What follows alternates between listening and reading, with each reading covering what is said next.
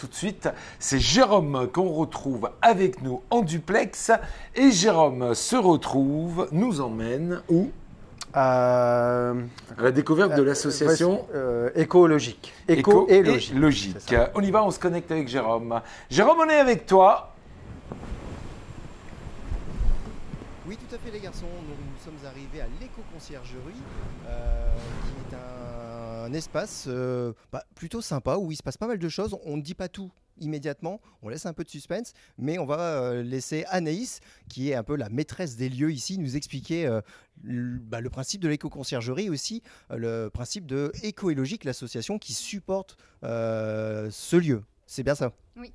Donc bonjour Jérôme, donc Anaïs, je suis salariée au sein de l'association Éco et Logique et donc nous sommes responsables de ce tiers-lieu donc appelé l'éco-conciergerie. Donc c'est un local qui appartient au bailleur social Claisance et qui nous permet de mener nos ateliers ici, nos activités.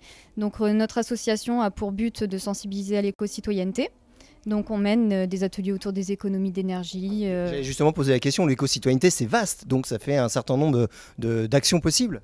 Oui, tout à fait. Donc on mène ici des ateliers collectifs pour les habitants, c'est ouvert à tous, sans cotisation. Donc tout le monde peut venir s'inscrire pour participer à des ateliers autour des économies d'énergie, donc avec des remises de kits, avec des outils par exemple pour faire des économies d'eau, douchettes économiques, etc. Les petits mousseurs qu'on peut mettre sur son robinet, c'est ça? Exactement, des ampoules LED, des multiprises avec interrupteur, tout ce qui est d'actualité en ce moment. Là on a intérêt à faire attention effectivement là depuis quelques temps.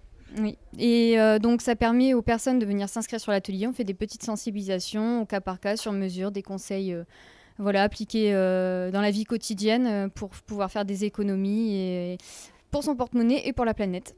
De bonnes actions en fait. Donc il suffit de pousser la porte, c'est ouvert tous les jours de la semaine, où il y a un accueil permanent? Oui, alors c'est ouvert tous les jours de la semaine. On a le petit numéro sur la vitrine si on cherche à me contacter parce qu'effectivement, on est multicasquette et on a énormément d'actions. Donc il se peut que parfois je suis en dehors du local, mais tous les jours de la semaine, il y a des activités proposées ici, que ce soit par l'association ou par d'autres structures. Alors justement, ça permet de rebondir sur cet aspect tiers-lieu. Cet aspect, ce n'est pas que l'antre d'Éco et Logique. Il y a toute une série d'autres structures qui profitent des lieux pour mener leurs actions. C'est bien ça? Oui, tout à fait. C'était une volonté de la part du bailleur Claisance et aussi de la nôtre de pouvoir partager ce local, puisque c'est vraiment un lieu dédié aux habitants. Multiservices où ils peuvent retrouver différentes structures en lien avec le développement durable. Donc ça concerne à la fois l'éco-citoyenneté, mais aussi l'accompagnement socio-professionnel, la santé environnementale, le cadre de vie, mais aussi le lien social, la dynamique de quartier. Et donc on accueille plusieurs structures, associations du territoire qui ont pour fil conducteur le développement durable. Et ils se tiennent à disposition aussi des habitants pour répondre à leurs questions, chercher des renseignements ou participer aussi à des ateliers. Donc le maître mot, c'est créer du lien. Oui, tout à fait, créer du lien. Alors là, je vois derrière nous, là, et même ici, on a des petites choses très sympathiques. Là, c'est des choses qui ont été créées lors d'ateliers qui ont lieu ici? Oui, tout à fait. Donc on mène des ateliers créatifs, manuels, sur la base du recyclage. Donc ce sont par exemple des livres, du papier peint que l'on récupère issu d'une autre action de l'association. On récupère du tissu, du fil, de couturière par exemple sur le quartier. Donc on nous amène énormément de choses et on essaye de recycler tout ça, de leur redonner une seconde vie en atelier. Et occasionnellement on organise des petites ventes vraiment au prix symbolique pour dire de racheter un peu de colle, etc. Un peu de fourniture, oui. Voilà, et de valoriser surtout ce qui est fait par les habitantes et habitants du quartier. Et je pense qu'ils peuvent être fiers parce que c'est vraiment très joli. Vous parliez de services tout à l'heure. Là, je vois les ordinateurs. C'est pareil, c'est à disposition. Les gens peuvent venir pour leur démarche administrative. Vous leur apportez un soutien, c'est ça en fait? Tout à fait. Donc, on a des postes informatiques en libre accès. Donc, les personnes peuvent venir sonner à la porte, se servir de l'ordinateur lorsque ils savent s'en servir. Et puis, s'ils ont besoin d'un coup de pouce pour quelconque démarche, il suffit de prendre rendez-vous avec moi et je les accompagne sur leur démarche aussi du quotidien, les démarches dématérialisées notamment, ou comment mettre en forme une lettre, un CV. Voilà. Il y a beaucoup de personnes qui sont un petit peu on va dire en situation de handicap face à ces nouvelles technologies et ces c'est très dur à dire, hein, dématérialisation, voilà, on va le dire ensemble, qui sont de plus en plus présentes dans notre quotidien? Oui, tout à fait. Et on pense notamment aux personnes âgées, donc oui, c'est le cas. Mais il y a aussi du public plus jeune où voilà, on a l'habitude avec les smartphones, on va sur les réseaux sociaux. Mais par contre, se servir de Word, Excel, voilà, et mettre en page une lettre, faire ses démarches en ligne et surtout les démarches quand même, par exemple, face aux impôts, Pôle emploi, la CAF, on a toujours peur de se tromper. Et c'est bien aussi, même si on le sait un petit peu, d'être rassuré et de savoir qu'on fait bien les choses parce que ça peut avoir des conséquences derrière aussi si on fait mal sa démarche par exemple. Effectivement, on peut passer à côté de certaines aides ou d'autres services qui peuvent être importants dans son quotidien. Là, je suis intrigué, là, depuis tout à l'heure, j'entends un ronron là, sur ma droite. Il y a un réfrigérateur, c'est marqué frigo anti-gaspi. Oui. En quelques mots, c'est quoi ce frigo anti-gaspi? Alors, ce frigo anti-gaspi, il a été développé encore une fois avec le bailleur social Claisance et l'agglomération du Saint-Quentinois, avec qui on participe à de nombreuses actions autour du gaspillage alimentaire et autour de l'alimentation saine dans le cadre du PAT, donc du programme alimentaire territorial. Et du coup, ce frigo, en fait, il est à destination des habitants. Donc, chacun peut venir y déposer des denrées, des dates courtes. Par exemple, je pars en week-end, il me reste des yaourts, ça ne va pas être consommé. Je les dépose au frigo et quelqu'un d'autre derrière peut venir récupérer. Voilà, exactement. Donc que ça soit une personne en difficulté, donc ça peut être le frigo anti-gaspi, mais au frigo solidaire également, mais il n'y a pas de conditions de ressources spécifiques pour en bénéficier. D'habitude, il se trouve à l'extérieur, donc chacun peut venir mettre et prendre ce qu'il souhaite. Encore une belle initiative à souligner. Depuis tout à l'heure, derrière nous, il y a un groupe de personnes. C'est ça, le tiers-lieu, c'est accueillir d'autres structures, c'est ce que vous me disiez. Là, c'est qui derrière? Qu'est-ce qui se passe aujourd'hui, cet après-midi, ici, à l'éco-conciergerie? Alors aujourd'hui, et comme tous les mardis après-midi et jeudi après-midi, c'est l'association Eden qui est présente dans les lieux pour faire une petite réunion d'équipe ensemble. Donc là, on a l'équipe du quartier Europe, donc d'auxiliaires de vie, qui viennent faire leur petite réunion planning, mais ils sont aussi là pour présenter leurs actions aux habitants. C'est important, toujours être le plus proche possible des habitants et créer du lien, garder le lien, surtout avec les périodes qu'on a connues ces quelques temps où les gens se sont retrouvés enfermés. Il y a un réel besoin de recréer du lien.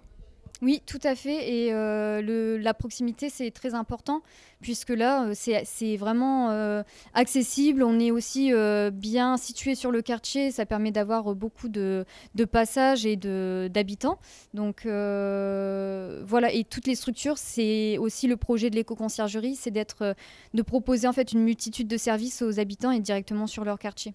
Et peut-être aussi de faciliter ensuite la venue dans leurs propres locaux, que ce soit en centre-ville ou en dehors du quartier. Ça favorise aussi un petit peu la mobilité en ayant déjà rencontré la structure. Ça crée déjà un premier contact, une première étape, et ça peut faire tomber des barrières et inciter les personnes à aller un petit peu plus loin à la rencontre de ces autres structures. Écoutez, c'est très passionnant. Ce que je vous propose, c'est de nous retrouver dans quelques instants. On va aller les voir d'un petit peu plus près, ces personnes de Eden. On va pas trop les déranger dans la préparation de leur planning, mais on va quand même leur poser quelques questions. Et puis nous, on continuera aussi à discuter ensemble d'ici quelques instants. Ne bougez pas, on reste nous ici à l'éco-conciergerie parce que on y est bien, hein, forcément. Jérôme, une petite question. Il me semble que l'association écologique a une actualité chaude demain d'ailleurs, vendredi 10 février, puisque je crois qu'il y a un événement qui est organisé. Alors, Bertrand me parle de l'actualité et Écoélogique aura une actualité demain, vendredi. Est-ce que vous pouvez en quelques mots nous en dévoiler la surprise? Justement, tout à l'heure, je vous parlais un petit peu des créations recyclage que l'on fabrique ici. Donc demain matin, de 9h30 à midi, on organise une porte ouverte et vente de tout ce que les habitants ont pu fabriquer ici sur l'atelier à moindre coût et pour l'occasion de la Saint-Valentin. Donc n'hésitez pas à venir nous faire un petit coucou, même si vous achetez rien. En tout cas, on pourra vous présenter aussi les activités de l'association. Et en plus, faire un petit cadeau, parce que le 14 février, il ne faut pas l'oublier, c'est la Saint-Valentin, c'est important. Il y a des trucs, comment on dit, trop choupinous, hein, c'est ça? Allez, et surtout très original et fait main. Donc on a noté le rendez-vous de la journée de demain, 9h30 midi. On rappelle le lieu, Jérôme, c'est en plein cœur du quartier de l'Europe. Hein. On est effectivement en plein cœur du quartier Europe. Vous ne pouvez pas nous louper, on est quasiment en face du centre social Europe. Il y a un gros panneau éco-conciergerie, là, on ne peut vraiment pas passer à côté du, on ne va pas le citer, mais à côté du Auchan. Allez, on l'a cité quand même. Pas de souci. Merci beaucoup et on te retrouve tout à l'heure. On va se retrouver avec Jérôme. Jérôme est toujours du côté de l'association Éco et Logique implantée en plein cœur du quartier de l'Europe. Jérôme, on est avec toi. Et oui, nous voilà de retour à l'éco-conciergerie, donc le tiers-lieu de l'association Éco et Logique. Je suis toujours accompagné d'Anaïs, mais il y a aussi Sandrine qui nous a raccompagné, enfin qui nous a rejoint, voilà. Parfois on se trompe. Et donc Sandrine qui est la coordinatrice de l'association Eden. C'est bien ça. Alors c'est quoi Eden? Eden, c'est une association d'aide à domicile, donc, où on intervient pour un service d'aide à la personne. Personnes âgées, personnes en situation de handicap. Hein. Voilà, personnes âgées, personnes en handicap. Nous, sur notre secteur, c'est plus personnes âgées. Donc nous, on se réunit 2 fois par semaine ici à l'éco-conciergerie avec 2 équipes différentes et elles travaillent sur leur planning pour la semaine. On remplit les cases, on sait chez qui on va. Elles sont en équipe autonome, donc c'est elles qui gèrent leur planning elles-mêmes. D'accord. Et donc là, le fait d'être ensemble, ça permet quand même de se sentir un petit peu. Déjà, ils se réunissent. En équipe, voilà. En équipe. Ils se réunissent. Donc, il y a un lien qui s'est formé. Ils s'entraident. Et de ce fait-là, elles peuvent changer leur planning par rapport à leurs souhaits. Parce que, bon, bien sûr, ils ont une vie aussi. Et elles peuvent justement voir entre elles ce qu'ils peuvent prendre comme personne. S'ils ont des indisponibilités, c'est une autre collègue qui va lui prendre... Parce que l'idée, c'est de ne laisser aucun bénéficiaire sans aide. C'est ça. Ah, donc là, je constate que c'est un public essentiellement féminin. C'est une particularité de ce groupe ou c'est un métier qui veut ça? Non, il y a des hommes aussi, mais c'est vrai que sur cette équipe, il n'y a que des femmes. Mais il est déjà arrivé qu'il y ait des hommes qui rejoignent l'équipe. Mais ça... par exemple, sur le pôle PH, il y a des auxiliaires hommes, même sur d'autres équipes, mais bon, l'homme, malheureusement. Et on est en recherche, justement, d'auxiliaires de vie. C'est ce que vous me disiez tout à l'heure. Voilà. Donc, vous pouvez nous rejoindre ici à l'éco-conciergerie le mardi après-midi et le jeudi après-midi. Là, ça sonne déjà à la porte, il y a des gens qui veulent rentrer. Et donc tout public peut venir se renseigner donc les mardis et les jeudis pour se renseigner pour de l'aide à la personne. Alors, l'information est passée, on va les laisser travailler, je vais juste voir vite fait. Ça va, ça se passe bien le planning? Oui, très bien, on travaille dessus, on est à vendredi là. Vendredi de la semaine prochaine? Ah non, demain. Ah, demain, donc, ah oui, on n'est pas à S+1, on est vraiment au jour... Oui, parce que des fois, il y a des annulations, il y a des hospitalisations, donc on s'adapte toujours selon les bénéficiaires qui sont présents à domicile. Le but du jeu, c'est d'être toujours, comme on disait tout à l'heure, constamment au service du bénéficiaire et ne laisser personne sans aide. Exactement. Bon, on vous laisse travailler parce que c'est toute une organisation. Sandrine, moi j'aimerais savoir une chose. Anaïs, rapprochez-vous un peu. Comment s'est créé le lien entre vous? Qui est-ce qui est allé chercher l'autre pour pouvoir faire toute cette préparation dans ces locaux? À qui la parole? Alors, on s'est un petit peu rencontrés chacune de... C'est un peu les ça s'est fait comme ça. Voilà. Effectivement, en fait, de par nos actions autour de l'éco-citoyenneté, on a eu l'occasion de rencontrer donc, des collègues de Sandrine qui travaillent aussi sur d'autres choses parce que Eden, c'est l'équipe des auxiliaires de vie, mais ils font aussi beaucoup d'autres choses et notamment ils travaillent sur des thématiques liées aux nôtres, autour de l'éco-citoyenneté aussi, autour du cadre de vie, du logement, de l'isolation, des économies d'énergie, etc. Donc vous étiez fait pour vous rencontrer. Alors vous me parliez du planning, là, de l'occupation de cet espace. Il y a d'autres structures qui viennent aussi régulièrement bénéficier de ce lieu pour s'organiser ou proposer des animations. Tout à fait.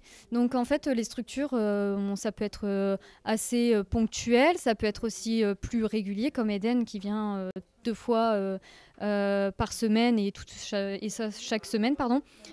D'autres où ils viennent une fois de temps en temps. Ça peut être un local aussi pour délocaliser un petit peu leur activité et justement venir se rapprocher au plus près des habitants. Toujours la même philosophie, hein, être au plus près du public. Exactement. Et pouvoir justement venir à la rencontre de ses habitants et ensuite créer le lien, le contact. Donc on a différentes associations. Par exemple, le lundi matin, on a Lucie donc, du Greta qui vient proposer des rencontres autour de l'emploi pour les jeunes, donc âgés de 16 à 29 ans, si je ne me trompe pas. Voilà, donc pour les jeunes qui ne sont pas inscrits à Pôle emploi, par exemple. Les invisibles, comme on les appelle, ceux qui ne sont ni suivis par la mission locale, ni par Pôle emploi. Voilà. Donc Lucie est vraiment très agréable, très avenante. Et donc pour les jeunes, justement, qui ne savent pas trop, et c'est vrai que c'est pas simple de savoir quoi faire de son avenir, mais ils peuvent venir rencontrer donc, tous les lundis Lucie à l'éco-conciergerie. Elle sera là pour les aider, pour les accueillir. Alors, il y a d'autres structures, il y a plein de choses à savoir. Il y a un site internet pour vous contacter, connaître le planning des activités ou proposer d'autres activités. Oui, tout à fait. Donc, chaque semaine, on a différentes structures qui sont là. On a aussi nos propres ateliers à nous. On a Positive Planète, on a les services du service civique d'Unicité qui viennent proposer aussi des ateliers autour du développement durable. Le mercredi, vous pouvez retrouver en fait nos programmes sur notre Facebook, donc Association éco-élogique Éco-Conciergerie. Vous retrouvez chaque semaine en fait un programme hebdomadaire. Et puis sur Twitter et Instagram également, et en affichage sur la vitrine. Il n'y a aucune raison de ne pas savoir ce qui se passe ici au sein de l'éco-conciergerie. En tout cas, merci à vous de nous avoir ouvert les portes, de nous avoir présenté vos activités de la structure. Et j'espère que ça donnera envie aux habitants du quartier, mais pas que, de pousser la porte et de venir, même si vous n'avez pas besoin d'aide, faire un petit coucou parce que elles sont très agréables, ces dames. Une petite question, juste pour savoir, est-ce que c'est accessible exclusivement aux habitants de Saint-Quentin ou c'est accessible à tout le monde? Alors une question, donc on a parlé du quartier, on a parlé de Saint-Quentin, est-ce que éventuellement des personnes qui viendraient de communes alentours peuvent aussi pousser la porte et avoir votre aide? Oui, tout à fait. Quand on dit c'est ouvert à tous, c'est vraiment ouvert à tous, que ce soit des habitants du quartier Europe, mais aussi des quartiers alentours, du centre-ville et même au-delà de Saint-Quentin, les communes alentours. C'est ouvert à tous. Voilà, un bel accueil ici à l'éco-conciergerie au quartier Europe à Saint-Quentin.